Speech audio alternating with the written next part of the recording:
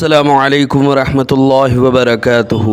اللہ رب العزت نے فرمایا، کیا آپ نے نہیں دیکھا کہ آپ کے رب نے ہاتھی والوں کے ساتھ کیسا سلوک کیا؟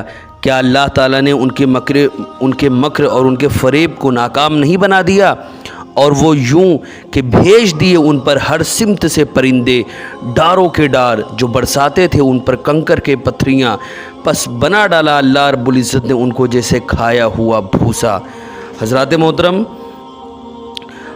واقعہ فیل ایک ایسا واقعہ ہے جس میں اللہ رب العزت نے عذاب نازل کیا ہاتھی والوں پر۔ یہ عبرت انگیز واقعہ کس سال میں ظہور پذیر ہوا اس کے بارے میں متعدد اقوال ہے، لیکن صحیح قول وہ ہے جو حضرت ابن عباس اور دیگر محققین نے علماء سے منقول کیا ہے کہ حضور صلی اللہ علیہ وسلم کی ولادت باسعادت سے تقریباً 50 دن پہلے یہ واقعہ رونما ہوا۔ عربی مہینے کے ماہ محرم کی 17 تاریخ تھی اور 12 ربیع الاول کو سرور عالم صلی اللہ علیہ وسلم رونق افروز ہوئے۔ ارشاد نبوی ہے کہ میری ولادت عام الفیل میں ہوئی۔ حضرات محترم، ابو نعیم لکھتے ہیں کہ حملہ آور جو فوج تھی یہ نصارہ تھی، حضرت عیسیٰ علیہ السلام کا پیروکار اور انجیل کو ماننے والے تھے۔ اہل مکہ کا اس وقت مذہب جو تھا وہ بت پرستی تھا۔ 360 بت کعبے میں رکھے ہوئے تھے۔ چاہیے تو یہ تھا کہ ان مشرکین اور بت پرستوں کے مقابلے میں ابرہہ کی مدد کی جاتی اور کعبہ جو خلیل اللہ کا تھا اس کو صنم کدہ بنانے والوں کو عبرت ناک سزا دی جاتی، لیکن ایسا نہیں ہوا۔ اس کی حکمت یہ ہے کہ اب کعبہ کو آباد کرنے والے اور اس کو نور توحید سے روشن کرنے والے کی آمد کا وقت قریب تھا۔ ابرہہ اگرچہ عیسائی تھا لیکن دنیا عیسائیت میں حضرت عیسیٰ اور ان کی والدہ کے مجسموں کی پرستش بڑے دھڑلے سے کی جاتی تھی، اس لیے عقیدے کے لحاظ سے مشرکین مکہ اور ابرہہ میں اگر کوئی فرق تھا تو وہ محض برائے نام۔ اللہ تعالیٰ نے اپنے محبوب کی ولادت کے سال میں اہل مکہ پر ایسا فضل و کرم فرمایا جس کا شکریہ وہ قیامت تک ادا نہیں کر سکتے۔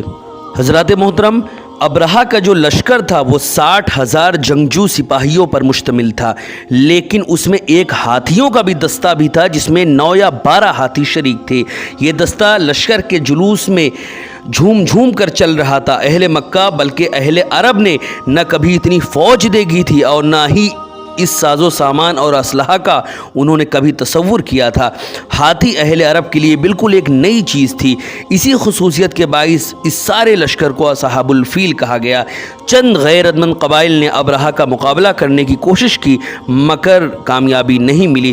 مکہ والی بے بسی اور بے چارگی کی حالت میں کعبہ کو چھوڑ کر ارد گرد پہاڑوں میں جا چھپے۔ کعبہ کو گرانے میں بظاہر کوئی رکاوٹ نظر نہ آتی تھی۔ ان حالات میں اللہ تعالیٰ نے اپنے گھر کو جس طرح بچایا اور اپنے پیارے رسول کی اولین درسگاہ کی عزت و حرمت کا سکہ جس طرح لوگوں کے دلوں پر بٹھایا، عقل انسانی اس کو دیکھ کر دنگ رہ جاتی ہے۔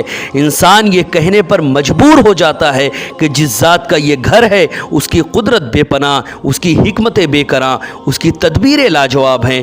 جس چیز کا وہ ارادہ فرماتا ہے وہ ہو کر رہتی ہے، جسے کوئی نہیں روک سکتا۔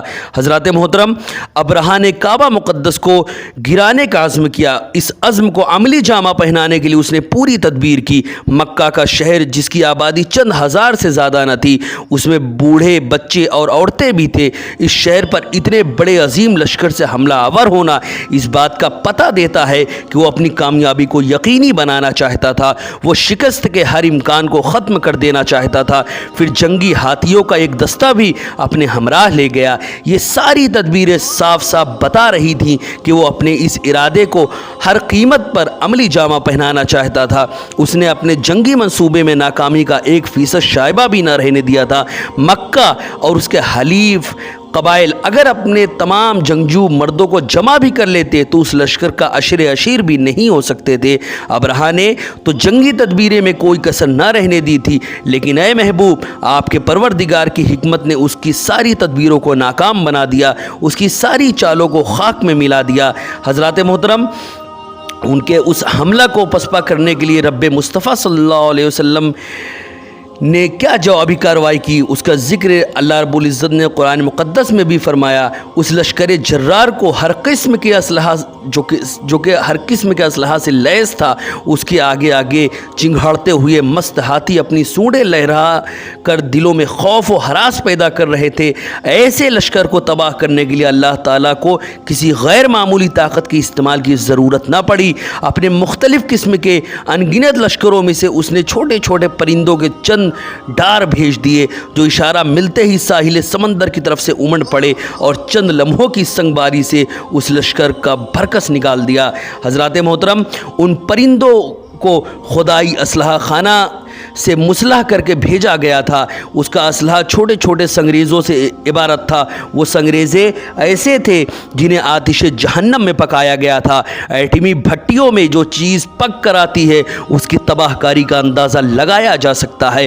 جو بم ان پرندوں نے اٹھائے ہوئے تھے وہ تو جہنم کی بھٹی میں تیار ہوئے تھے۔ ان کا حجم چنے یا مسور کے دانے کے برابر تھا۔ ان کی جو سائز تھی وہ صرف چنے یا مسور کے دانے کے برابر تھا، لیکن ان کی قوت کا اندازہ فقط اس امر سے لگایا جا سکتا ہے کہ ہر پرندے کو صرف 3 بم برسانے کا حکم دیا گیا تھا۔ ایک بم انہوں نے اپنی چونچ میں اور 2 بم اپنے اپنے پنجوں میں پکڑے ہوئے تھے۔ وہ اڑتے ہوئے آنے واحد میں لشکر پر چھا گئے اور حسب حکم ایک ایک سنگریزہ ایک ایک سوار پر پھینکا۔ مسور کے حجم کا دانہ ان کے فولادی خود ان کے آہنی زرہوں کو چیرتا ہوا، ان کے گٹھے ہوئے جسموں کو گھائل کرتا ہوا، ان کی سواری کے جانوروں کو چھلنی کرتا ہوا زمین میں دھستا چلا گیا۔ نشانہ خطا ہونے کا کوئی امکان نہیں تھا۔ جس کو جو دانہ لگا اس کے جسم میں زہریلے اثرات چھا گئے۔ فوراً پھنسیاں پھوڑے نمودار ہونے لگے اور ان سب سے پیپ اور خون بہنے لگا۔ درد کی شدت ناقابل برداشت تھی۔ وقت گزرنے کے ساتھ ساتھ گوشت گل اور سڑنے لگا۔ یہ اس بادشاہ کا حال تھا جو حملہ کرنے آیا تھا۔ باقی جن لوگوں پر وہ دانہ گرے تھے وہ تو اسی وقت وہ اس دنیا سے وہ کوچ کر گئے۔ اس ناگہانی سنگباری نے ان کے اوسان خطا کر دیے۔ فوجی نظم و ضبط کی پابندی کا کسی کو ہوش تک نہ رہا۔ چند لمحے پہلے جو فوجی نظم و ضبط سے بڑے کر و فر کے ساتھ مکہ کی طرف بڑھ رہی تھی اب بدنظمی کا شکار تھی۔ ہر کوئی جدھر موقع ملا منہ اٹھائے بھاگا جا رہا تھا۔ لشکر کا بیشتر حصہ تو وہیں تباہ و برباد ہو گیا۔ چند لوگ صنعاء تک پہنچنے میں کامیاب ہو گئے۔ ان کی حالت بھی ناگفتہ بہ تھی، جس میں پھوڑوں سے بھرے ہوئے ہر پھوڑے سے پیپ کا دریا بہ رہا تھا۔ بدبو کے مارے دم گھٹتا جا رہا تھا۔ ان کی آہو فغاں سے صنعاء کی فضاؤں وہ وحشت ناک ہو گئی تھی۔ ان لوگوں میں ابرہہ بھی تھا۔ وہ سر و قامت خوبرو جواں سال اور قوت و طاقت کا مجسمہ اب گل سڑ کر ایک چوزے کی مانند ہو گیا، جس کا گوشت آہستہ آہستہ گلتا سڑتا جا رہا تھا، یہاں تک کہ اس کا سینہ گل کر پھٹ گیا اور اس طرح کعبے کے گرانے کا ارادہ کرنے والے اپنے کیفر کردار کو پہنچ گئے۔ حضرات محترم، ان لوگوں کو اپنے دارالسلطنت صنعاء میں زندہ پہنچانے میں اللہ رب العزت کی یہ حکمت بھی ہو سکتی ہے کہ صرف اہل مکہ ہی نہیں بلکہ یمن والے بھی اپنی آنکھوں سے مشاہدہ کر لیں کہ جو لوگ ایسی گستاخی کے مرتکب ہوتے ہیں غضب الہی ان کو کس طرح تباہ و برباد کر دیتی ہے۔ حضرات محترم، یہ ہمیشہ ذہن و دماغ میں رکھیں، اللہ رب العزت ہر چاہے پر قادر ہے۔